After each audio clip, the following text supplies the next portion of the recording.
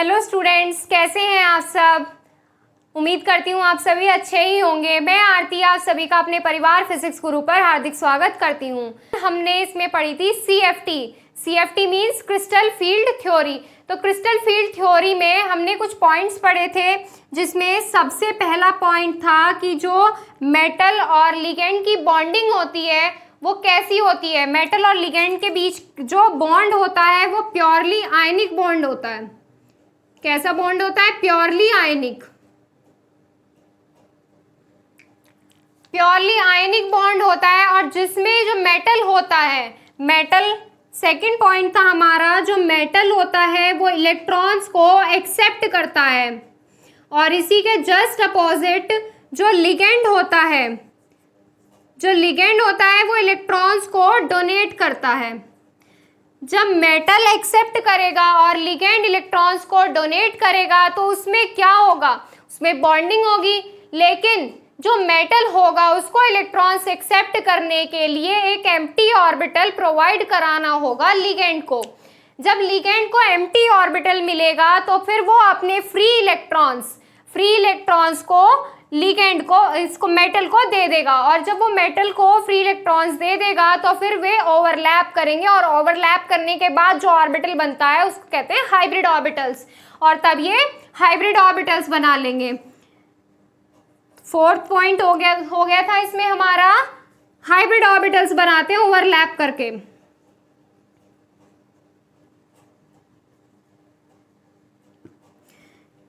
इसी से जुड़कर आगे बना था हमारा फिफ्थ पॉइंट। जब इलेक्ट्रॉन्स मेटल एक्सेप्ट करेगा और लिगेंड डोनेट करेगा तो उसमें जो अपोजिट चार्ज होते हैं, मान लो एक पॉजिटिव है और एक नेगेटिव है, जो अपोजिट चार्ज होते हैं वो एक दूसरे को अट्रैक्ट करते हैं। क्या करते हैं? अट्रैक्ट। और सिमिलरली जो सेम चार्ज होते हैं वो करते हैं एक दूसरे को repel.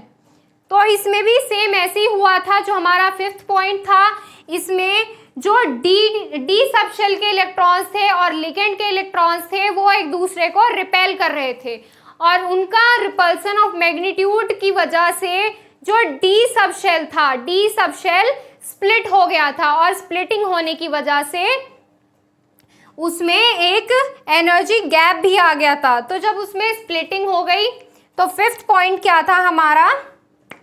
Splitting of D sub shell हो गया था स्प्लिट।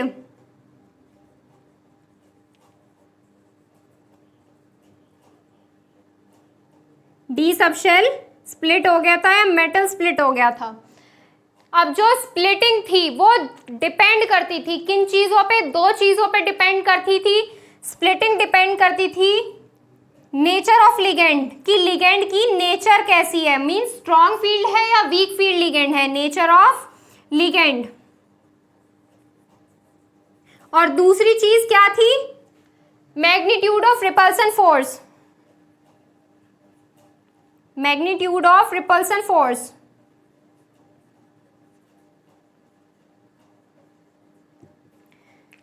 जब मैग्नीट्यूड ऑफ रिपल्सन फोर्स ज्यादा होगा तो डी ऑर्बिटल क्या करेगा? स्प्लिट करेगा।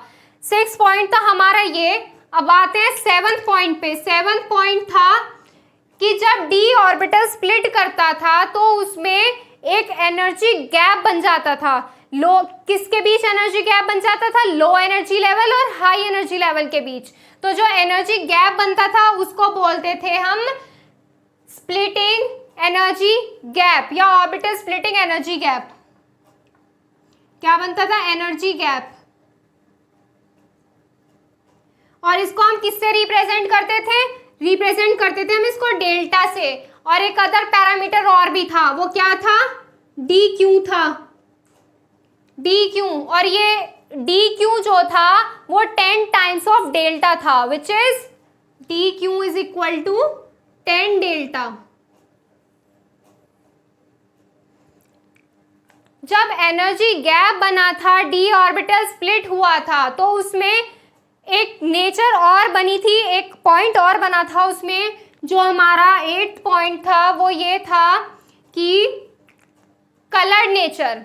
जब डी ऑर्बिटल स्प्लिट होगा, एनर्जी गैप होगा और इलेक्ट्रॉन्स लोअर एनर्जी स्टेट से लो एनर्जी स्टेट से हायर एनर्जी स्टेट में जाते थे तो उसमें क्या होता था, डी ट्रांजिशन हो जाता था। जब इलेक्ट्रॉन्स लोअर एनर्जी स्टेट से हायर एनर्जी स्टेट में इजीली मूव कर सकते हैं तो इसमें क्या होगा, डी ट्रांजिशन होगा। और डी ट्रांजिशन ही मेन रीजन होता है कलर्ड नेचर का।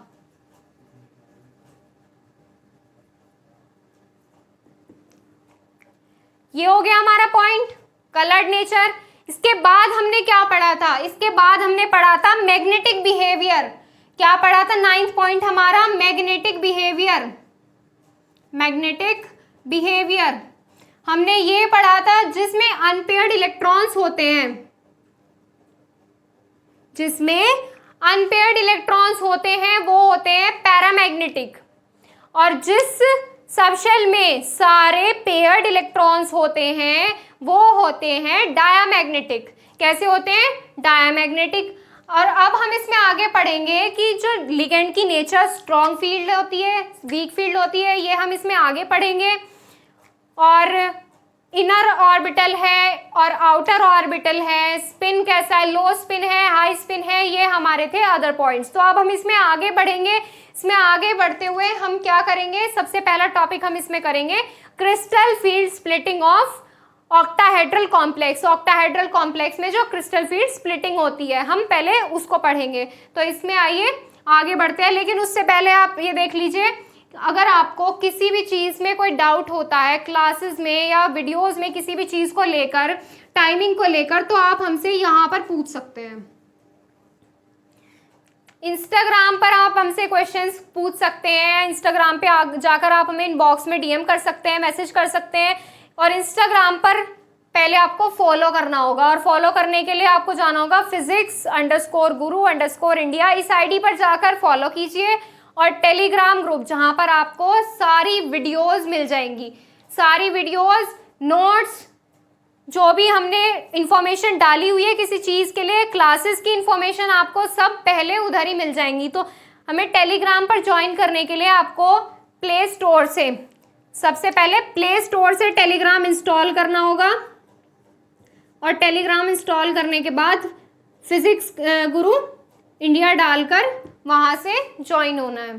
सर्च बार में सर्च कीजिएगा फिजिक्स गुरु इंडिया, वहाँ पे चैनल आएगा और वहाँ पे जाके आपको उसे ज्वाइन करना है। तो अब हम इस थ्योरी में आगे बढ़ते हैं, क्रिस्टल फील्ड थ्योरी में। अब हम इसमें स्टार्ट करेंगे crystal field splitting of octahedral complex.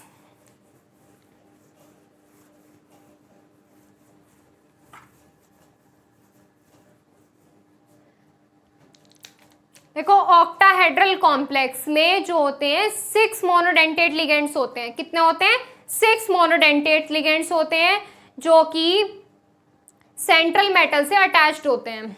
देखो किस तरीके से होते हैं, ये हो गया मेटल। अब हमें क्या करना है, 6 मोनोडेंटेट लिगेंड्स बनाने हैं।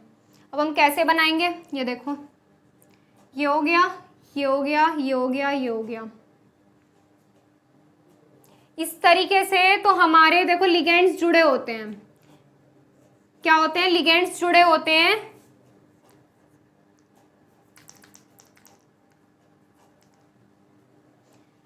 हमारे जब लिगेंड्स मेटल से जुड़ते हैं तो वो बॉन्डिंग बनाते हैं। ऑक्टाहेड्रल कॉम्प्लेक्स में जो होते हैं 6 मोनोडेंटेट लिगेंड्स होते हैं, और इनकी जो कोऑर्डिनेशन नंबर होती है, और इन लिगेंड्स की जो कोऑर्डिनेशन नंबर होती है वो भी कितनी होती है, 6 होती है।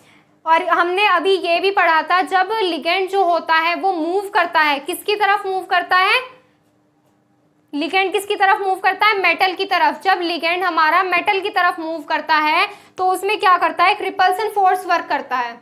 क्या करता है, रिपल्सन फोर्स वर्क करता है। और रिपल्सन फोर्स की वजह से जो रिपल्सन फोर्स जो वर्क करता है वो किसके बीच वर्क करता है, अभी मैंने आपको बताया था, पहले भी बताया था और अब फिर बताया। रिपल्सन फोर्स वर्क करता है डी सबशेल और लिगेंड के बीच, डी सबशेल और लिगेंड के बीच रिपल्सन फोर्स वर्क करता है। हो गया, ये हो गया। और इसी की वजह से, रिपल्सन फोर्स की वजह से डी सबशेल क्या करता था, स्प्लिट करता था। अब हम आगे देखो, इसमें इसमें हम क्या करेंगे, जो डी सबशेल होता है पहले हम उसे देखते हैं कि ये स्प्लिट कैसे करता है, इसमें क्या क्या होता है।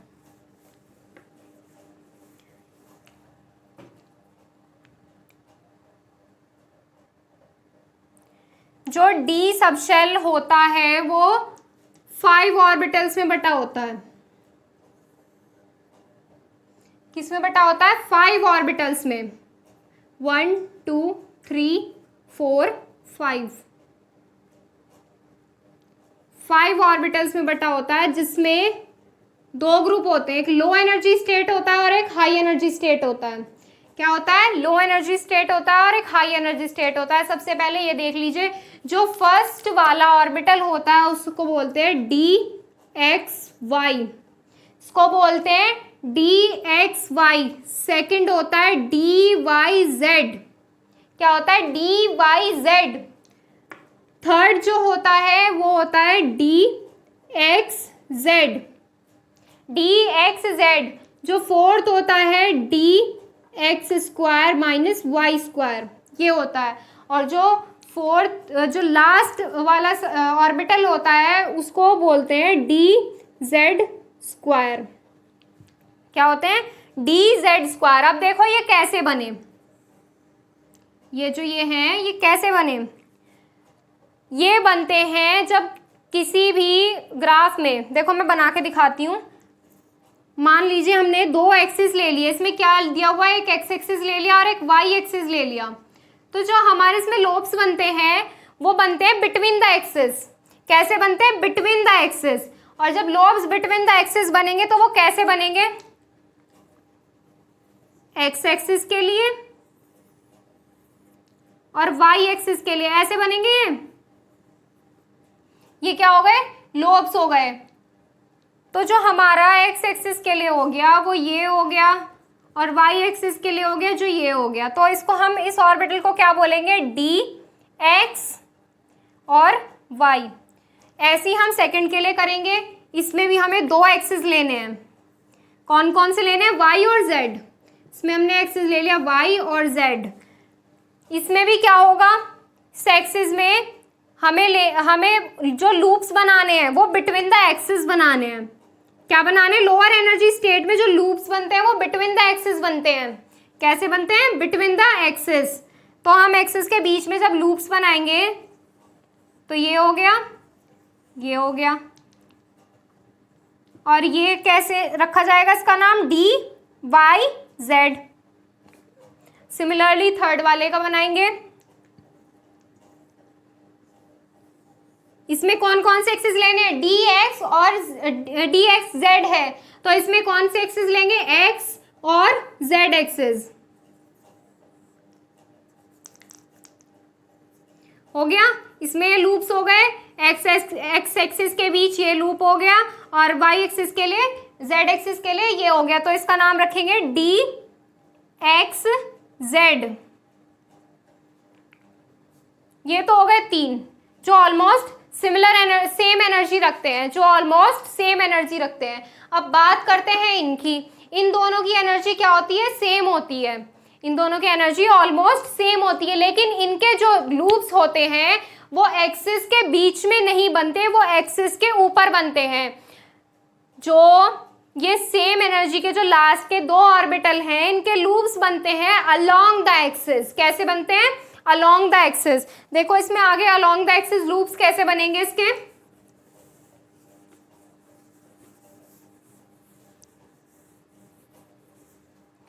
अलोंग द एक्सिस इसमें लूप्स बनेंगे। हमें लेने होंगे 2 एक्सिस। कैसे, एक्स वाई। तो हम अलोंग द एक्सिस इसमें जब हम लूप्स बनाएंगे तो कैसे बनेंगे, वो बनेंगे ऐसे।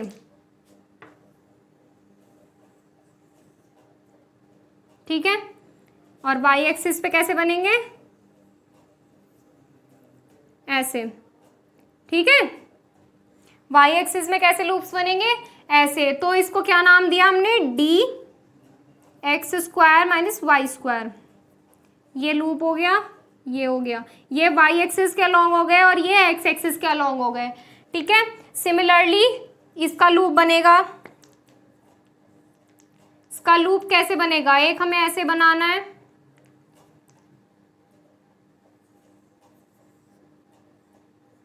और दूसरा लूप जो बनेगा हमारा जेड स्क्वायर है, तो दूसरा लूप हमारा बनेगा ऐसे एक्सिस के ऊपर, और ये जो होगा हमारा ये कहलाएगा डी जेड स्क्वायर। ये लूप्स हो गए। अब हम क्या करेंगे, इसमें ऑर्बिटल्स को डिवाइड करेंगे। कैसे, जो सेम एनर्जी के हैं उन्हें एक साथ रखेंगे और जो अलग एनर्जी के हैं दूसरे से उन्हें एक साथ रखेंगे। अब देखो इसमें सबसे पहले इसमें जो स्टार्टिंग के 3 ऑर्बिटल्स होते हैं, यानी कि dxy, dyz और dzx होते हैं, ये सेम एनर्जी रखते हैं, तो इनको क्या बोलेंगे हम, जो हमारे नीचे वाले होते हैं उनको हम क्या बोलेंगे। अब इसमें हम देखो, सबसे पहले हम इसमें थोड़ा सा नोट्स का काम करते हैं। इसमें देखो, क्रिस्टल फील्ड स्प्लिटिंग इन ऑक्टाहेड्रल कॉम्प्लेक्स, ये डालो। ये तो पता चल ही गया कि लूप्स जो बनते हैं वो कैसे बनते हैं और इनके नाम ऐसे कैसे रखे गए हैं।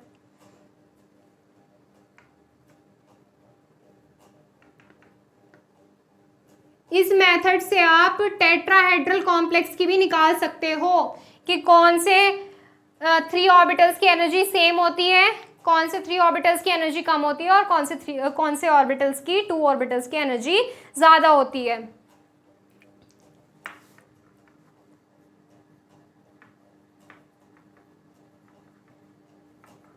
ऑक्टाहेड्रल कॉम्प्लेक्स, तो मैं भी लिख देती हूं, आप इसको नोट कर लीजिए। देखो अब इसमें आगे थ्योरी, इसमें in octahedral complex 6 monodentate ligand are attached with central metal. इसमें जो मोनोडेंटेट 6 मोनोडेंटेट कितने 6 monodentate ligands are attached. Ligand attached होते हैं किससे, सेंट्रल मेटल से। कैसे, मान लो ये मेटल हो गया, इसमें 1 2 3 4 तो ऐसे अटैच्ड होंगे और 2 ऐसे।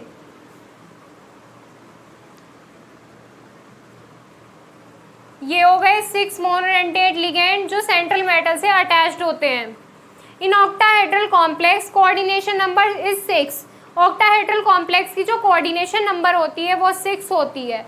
अब इसमें देखो जो डी ऑर्बिटल है, जो डी ऑर्बिटल है मैंने अभी आपको बताया था, उसमें डी ऑर्बिटल में, डी सबशेल में कितने ऑर्बिटल्स होते हैं, डी सबशेल में कितने ऑर्बिटल्स होते हैं, डी सबशेल में होते हैं 5 ऑर्बिटल्स, जिसमें से 3 ऑर्बिटल्स यानी कि D X Y, D Y Z और डी जेड एक्स जो होते हैं वो सेम प्लेन में प्रेजेंट होते हैं। कैसे, सेम प्लेन में। सेम प्लेन में कैसे प्रेजेंट होते हैं, अभी हमने बनाया था बिटवीन द एक्सिस प्रेजेंट होते हैं। So they will face less repulsion. कैसा रिपल्सन शो करते हैं वो, लेस रिपल्सन। कौन कौन से, ये orbitals. So they are considered as low energy orbitals. Less repulsion show करते हैं और इनको क्या बोलते हैं, लो एनर्जी ऑर्बिटल बोलते हैं। और लो एनर्जी ऑर्बिटल को किससे रिप्रेजेंट करते हैं, T2G से, और इसको T2G लेवल भी बोलते हैं। क्या बोलते हैं, T2G लेवल। अब इसमें जो रेस्ट 2 ऑर्बिटल्स हैं, कौन कौन से, dx2y2 और dz2। जो रेस्ट 2 ऑर्बिटल्स होते हैं वो प्लेन से या तो ऊपर होते हैं या नीचे होते हैं। यहाँ देखो रेस्ट 2 ऑर्बिटल्स कौन कौन से, ये दोनों dx2 - y2 और dz2 are present above and below the plane, so they will face larger repulsion. ये प्लेन से जो तल होता है, ये प्लेन हो गया इस तरीके से, यहाँ पे प्लेन हो गए, या तो ये इससे ऊपर होते हैं या इससे नीचे होते हैं। क्या होते हैं, या तो इससे ऊपर होते हैं या नीचे होते हैं। तो ये कैसे शो करते हैं, ये लार्जर रिपल्सन शो करते हैं। ये इनको लार्जर रिपल्सन फेस करना पड़ता है। So they are considered as high energy orbitals, larger repulsion होगा तो एनर्जी कैसी होगी, हाई, तो इनको क्या बोलते हैं, high energy orbitals. And they have been represented by E G level, जो हाई एनर्जी लेवल होता है उसको किससे रिप्रेजेंट करते हैं, उसको रिप्रेजेंट करते हैं ईजी लेवल से, और इसको पढ़ते हैं ईजी लेवल। और ऑक्टाहेड्रल कॉम्प्लेक्स में जो स्प्लिटिंग होती है, ऑक्टाहेड्रल कॉम्प्लेक्स में जो स्प्लिटिंग होती है वो अब मैं दिखाती हूँ, आप इसका स्क्रीनशॉट ले लीजिए या इसको नोट कर लीजिए।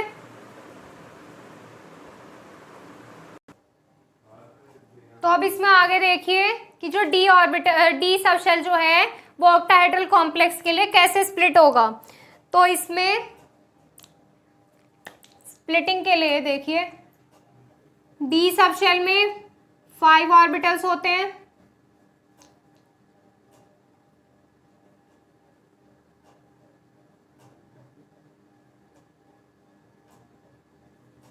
कौन कौन से होते हैं, D X Y,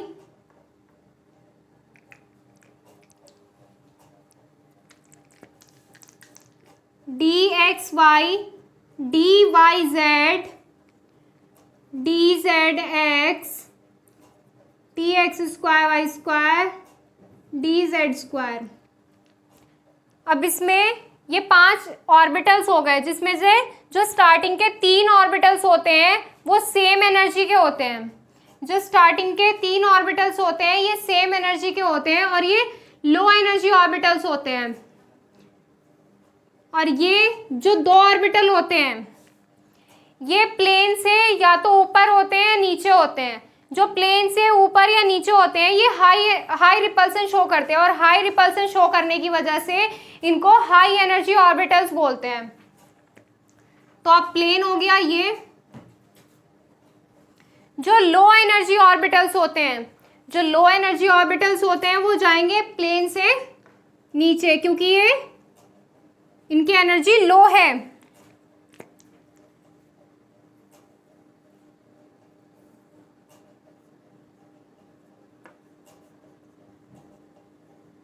D Y Z और डी जेड एक्स, ये 3 ऑर्बिटल जो होंगे ये लो एनर्जी ऑर्बिटल होंगे, और लो एनर्जी ऑर्बिटल को रिप्रेजेंट करते हैं T2G से, T2G से रिप्रेजेंट करते हैं, इसको T2G लेवल भी बोलते हैं।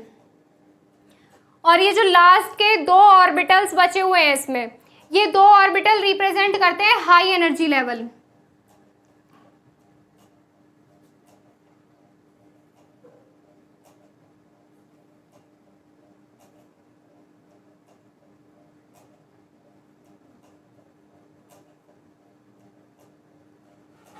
ये 2 ऑर्बिटल रिप्रेजेंट करते हैं हाई एनर्जी लेवल। और हाई एनर्जी लेवल क्यों रिप्रेजेंट करते हैं, क्योंकि इन ऑर्बिटल्स में जो रिपल्सन होता है वो इन्हें ज्यादा फेस करना पड़ता है, और इनको बोलते हैं ईजी लेवल।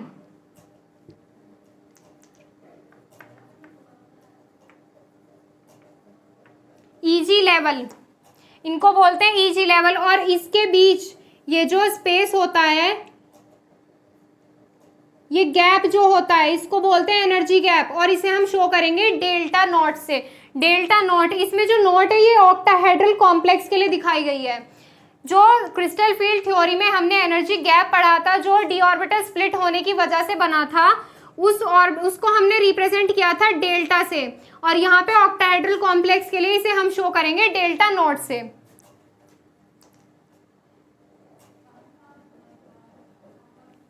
तो इसमें ये हो गया सेंट्रल पॉइंट।